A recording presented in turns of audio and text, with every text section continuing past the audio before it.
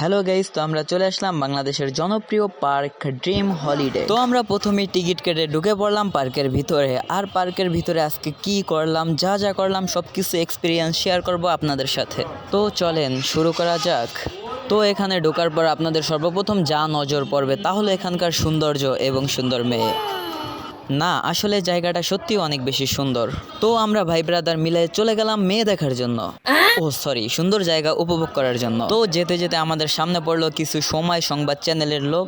আমরা তাদের ইগনোর করে সামনে যাচ্ছিলাম আমাদের মেন কাজের জন্য, সুন্দরী মেয়ে দেখার জন্য। তো হাঁটতেছিলাম, এরই মধ্যে দেখা হয়ে গেল এই কাকুর সাথে। কাকু উড়াদুরা কান্না করতেছে।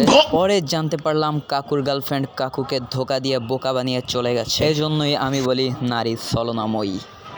তো এরই মধ্যে দেখা হয়ে গেল স্পাইডারম্যানের সাথে। আমি বুঝতেছিলাম না ও ওই জায়গায় কি করতেছে। পরে বেচারা বলল যে বাংলাদেশে এসে ফেসে গেছে।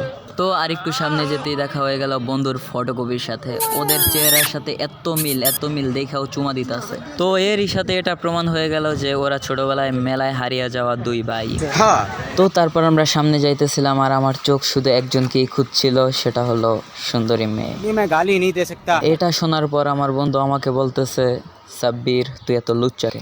তারপর আমি ওদের বললাম, আমাকে লুচ্চামি তো তোরাই শিখাইছো। এরই মধ্যে আমরা হাঁটতে হাঁটতে ঢুকে পড়লাম সাফারি জোনের মধ্যে। আর ঢুকতে না ঢুকতেই দেখা হলো এক সুন্দরী রমণীর সাথে। আমার পছন্দ না হওয়াতে ইগনোর করে চলে গেলাম সামনে। वो अलग ही लेवल का बंदा था। তো আরেকটু সামনে যাওয়ার পরই আমার বন্ধুরা দেখাতে লাগলো ওদের আসল ট্যালেন্ট। ওদের ট্যালেন্ট দেখে ওই জায়গার প্রাণীরা বলল। এদিকে বন্ধু সাকিব, যে জীবনে টয়লেট ছাড়া গিটার বাজাতে পারে না, ও বসে গেছে পিয়ানো নিয়ে। আমার বন্ধুরা সবগুলা মাল্টি ট্যালেন্টেড, যদিও এটা কাজের দিক দিয়ে না, অকাজের দিক দিয়ে। তারপর আমরা চলে গেলাম এমন একটা গ্রামে যেখানে সব মানুষরা স্ট্যাচু খেলছে। তাদের অনেক ডাকলাম কিন্তু তারা আমাদের পাত্তাই দিল না। তাদের খেলার প্রতি এত মনোযোগ দেখে আমার বাংলাদেশ টিমের কথা মনে পড়ে গেছে। আর একটু সামনে যেতেই আমাদের সাথে দেখা হলো পৃথিবী থেকে বিলুপ্ত প্রাণী ডাইনোসর। বেচারাদের খাবার না দিতে শুকিয়ে গেছে। তো আমি পরামর্শ দিলাম 3 বেলা কলিকাতা হার্বাল খাও। ওরা বলল কি কারবাল। আর একটু সামনে যেতেই দেখা হয়ে গেল আমার মোটা বন্ধু গন্ডারের সাথে। সামনে তাকিয়ে দেখলাম 2 কাপল দিনের বেলা আকাশে তারা গুনতেছে। এগুলো দেখে আমাদের কোনো লাভ নাই, আমাদের কপালে গার্লফ্রেন্ড জুটবে না। তাই এক বুক হতাশা নিয়ে আমরা আমাদের জাউরামানি কন্টিনিউ করলাম। জাউরামানি কি এবং কত প্রকার ওইটা আমার বন্ধুদের দেখলেই শুধু বোঝা যায়। এই নৌকায় উঠে অনেক চেষ্টা করলাম নৌকা ডুবানোর জন্য, কিন্তু পারলাম না। শেষ পর্যন্ত মালিক এসে আমাদের সম্মানের সাথে গাড় ধাক্কা দিয়ে বের করে দিল। এরই মধ্যে সামনে তাকিয়ে দেখলাম বিশাল এক রকেট। আমি বললাম, কাকা চাঁদে কি যাওয়া যাবে? বলল, ফকিন্নি, সামনে থেকে দূর হ। এদিকে উপরে তাকিয়ে দেখলাম বিশাল এক যুদ্ধ বিমান মিসাইল লোড করে রেডি। আমি বুঝতে পারলাম না এটা কি পার্ক নাকি যুদ্ধের মাঠ। আবার নিচে তাকাতেই দেখলাম বিশাল এক সাবমেরিন। সামনে যেতেই দেখা হলো এক পুলিশ কাকুর সাথে। আমি পুলিশ কাকুকে জিজ্ঞেস করলাম, কাকু এখানে কি কোনো সুন্দরী মেয়ে আছে? পুলিশ কাকু বলল, প্রথমে সিধা যাইবা, পরে ডানে যাইবা, পরে বামে যাইবা, পরে এইখান থেকে বের হয়ে যাইবা লুচ্চা। পুলিশকে দাম না দিয়ে আমরা চলে গেলাম আরো একটু সামনে গিয়ে দেখতে পেলাম অনেকগুলো আম গাছ, কিন্তু গাছগুলো দেখে আমাদের মন খারাপ হয়ে গেল, কারণ আমগুলো অনেক ছোট, তাই চুরি করতে পারলাম না। আর একটু সামনে যেতেই দেখলাম এক ক্যাপ্টেন মেয়েদের জুম করে দেখছে। বুঝতে পারলাম আমাদের থেকে ও বেশি লুচ্চা।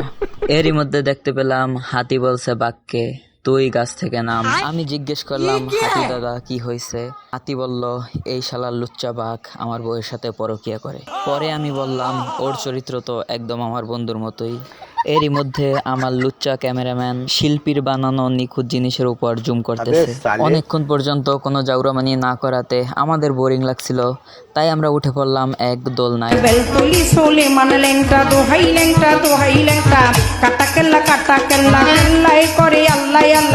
আর একটু সামনে যেতে আমার মন বাচ্চাদের মতো হয়ে গেল, তাই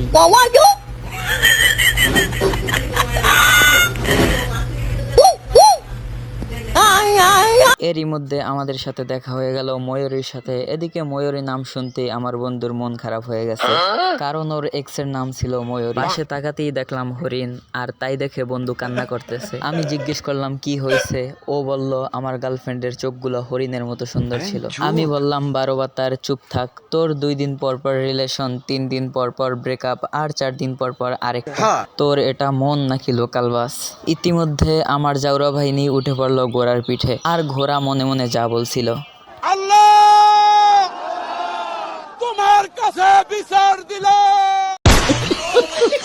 একটু সামনে যেতেই দেখলাম সিনেমার শুটিং চলতেছে। বন্ধু সাকিব ডিরেক্টরকে বলল যে স্যার আমার জন্য কি কোনো রোল আছে?